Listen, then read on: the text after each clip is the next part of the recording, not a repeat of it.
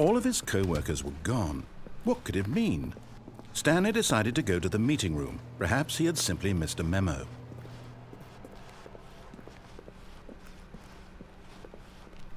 When Stanley came to a set of 2 open, this was not the correct way to the meeting room, and Stanley knew it perfectly well. Perhaps he wanted to stop by the employee lounge first, just to admire it. Ah, yes, truly a room worth admiring. But eager to get back to business, Stanley took the first open door on his left. Stanley was so bad at following directions, it's incredible he wasn't fired years ago. Look, Stanley, I think perhaps we've gotten off on the wrong foot here. I'm not your enemy, really, I'm not. I realize that investing your trust in someone else can be difficult, but the fact is that the story has been about nothing but you all this time. There's someone you've been neglecting, Stanley. Someone you've forgotten about. Please, stop trying to make every decision by yourself. Now, I'm not asking for me, I'm asking for her. This is it, Stanley. Your chance to redeem yourself. To put your work aside. To let her back into your life. She's been waiting. That's her, Stanley. You need to be the one to do this. To reach out to her. If you can truly Oh, no, you can't. Did you just unplug the phone? Now, that wasn't supposed to be a choice. How did you do that? You actually chose incorrectly? I didn't even know that was possible. Let me double check. No, it's definitely here, clear as day. Stanley picks up the phone. He's taken to his apartment where he finds his wife, and the two pledge themselves to one another. Music comes in, fade to white, roll credits. Not picking up the phone is actually somehow an incorrect course of action. How is that even possible? None of these decisions were supposed to mean anything. I don't understand. How on earth are you making meaningful choices? What did you... Wait a second. Did I just see... No, that's not possible. I can't believe it. How had I not noticed it sooner? You're not Stanley. You're a real person. I can't believe I was so mistaken. This is why you've been able to make correct and incorrect choices. And to think I've been letting you run around in this game for so long. If you'd made any more wrong choices, you might have negated it entirely. It's as though you completely ignored even the most basic safety protocol for real-world decision-making. Or did you not grasp the severity of the situation? Well, I won't have that kind of risk on my watch. I'm going to stop the game for a moment so we can educate you properly on safe decision-making in the real world. Please observe this helpful instructional video. Choice. It's the best part of being a real person, but if used incorrectly can also be the most dangerous. For example, in this scenario, a hypothetical real person named Stephen has a choice. He could spend years helping improve the quality of life for citizens of impoverished third world nations. Or he could systematically set fire to every orphan living in a 30-kilometer radius of his house. Which choice would you make?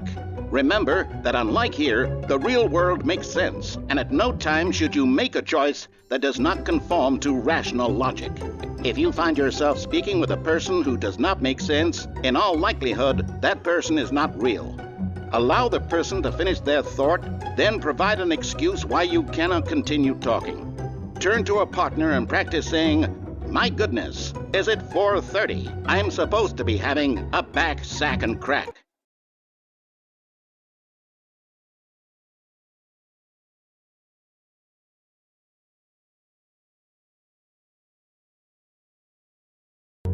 Excellent.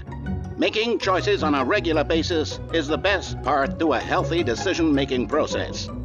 Most medical professionals recommend making at least 8 choices per day. Do you make more than 8? Less? And finally, if you begin to wonder if your choices are actually meaningful and whether you'll ever make a significant contribution to the world, just remember that in the vast infiniteness of space, your thoughts and problems are materially insignificant, and the feeling should subside. At this time, your instructor will guide you in an exercise to test and reinforce the material covered in this video. Welcome back. You may have noticed that this room has begun to deteriorate as a result of narrative contradiction. But not to worry. Now that you're properly informed on good decision-making, we're going to revisit a choice you made just a few minutes ago and see what the correct thing to do would have been. This way, please.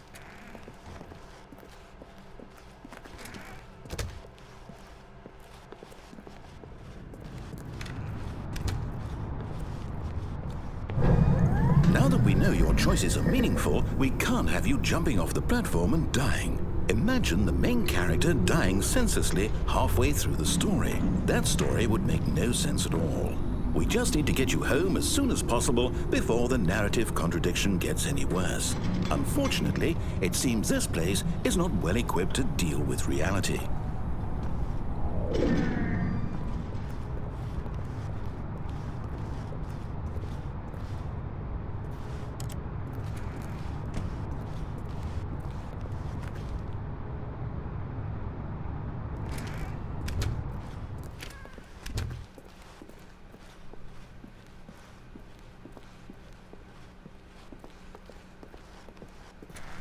Almost there. You'll take the door on the left, back to the correct ending, the story will have resolution once again, and you'll be home free in the real world. Now remember, all you need to do is behave exactly as Stanley would. That means choosing responsibly and always putting the story first. I'm quite sure you'll be up to the task. Just follow my lead and you'll be fine. All right. When Stanley came to a set of 2 open doors, he entered the door on his left. No! Why did you do that? Quickly, hurry back in the other direction. Perhaps we're not too late.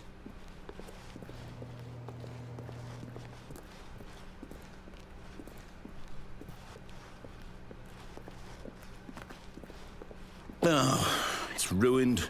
I can't believe, after everything we talked about, that my story, you've destroyed my work. Why? For what? What did you get out of that? What did you think was so special about seeing the game undone, left here like so much garbage? It's worthless now. And what am I supposed to do? Even if there were a way to continue, would it be worth it? To know that my story is now incorrect? How can I go back to that? I can't erase that knowledge. I'll have to live with it forever, reliving its impossibility forever. I couldn't live that way. Is it better to shut the game down entirely? To willingly destroy all of my work?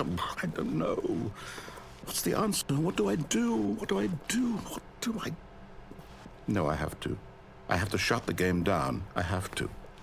I have to.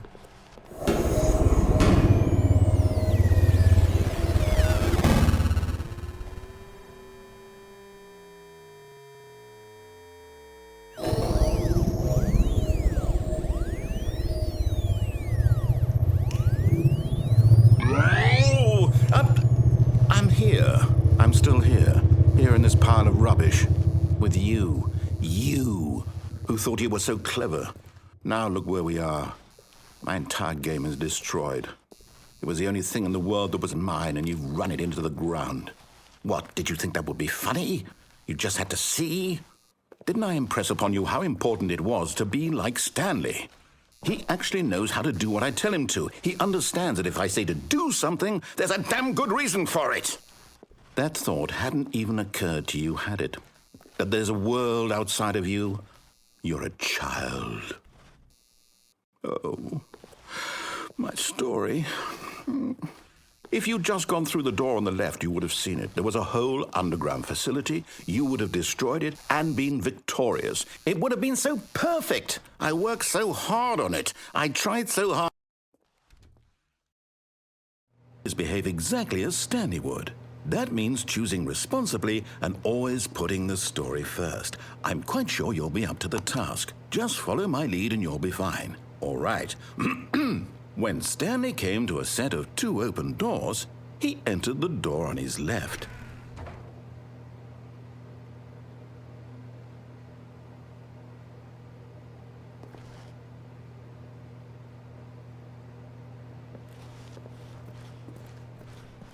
No! Why did you do that? Quickly, hurry.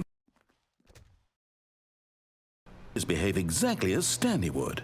That means choosing responsibly and always putting the story first. I'm quite sure you'll be up to the task. Just follow my lead and you'll be fine. All right. When Stanley came to a set of 2 open doors, he entered the door on his left.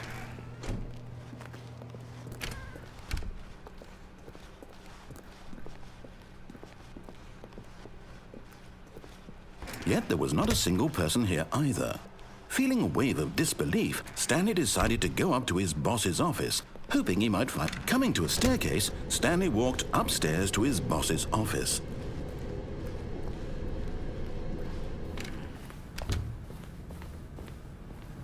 Stepping inside his manager's office, Stanley was once again stunned to discover not an indication of any human life.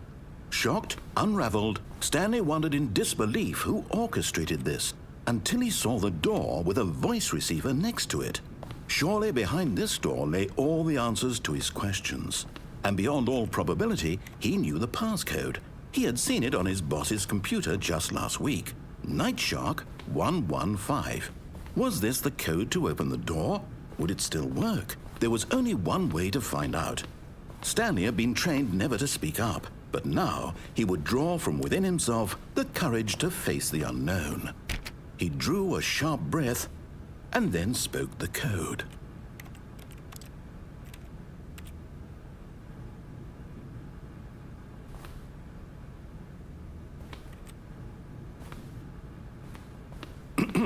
Stanley spoke the code. Nightshark 115. He spoke it into the receiver, right there on the wall.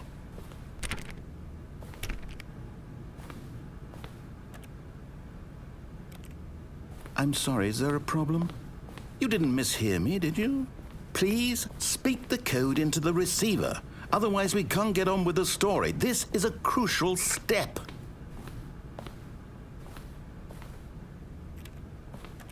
Okay, fine, you're not going to do it, but you know what?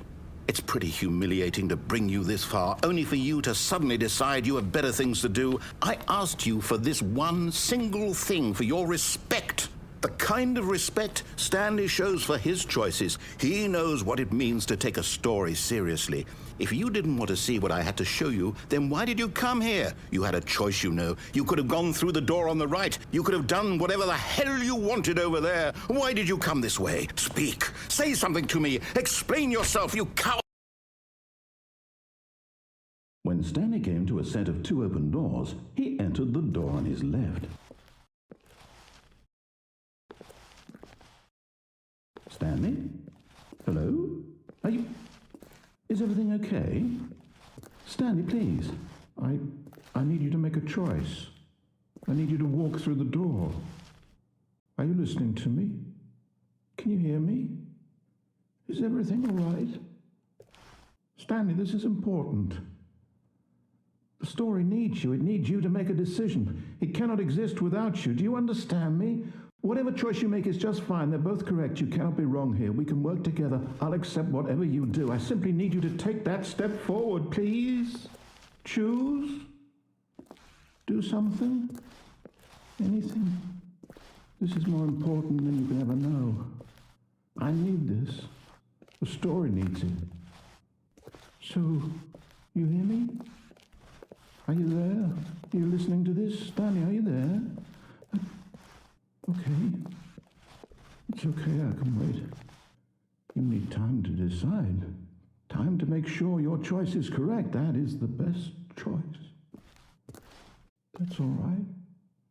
I'll wait for you to decide what's the right thing to do.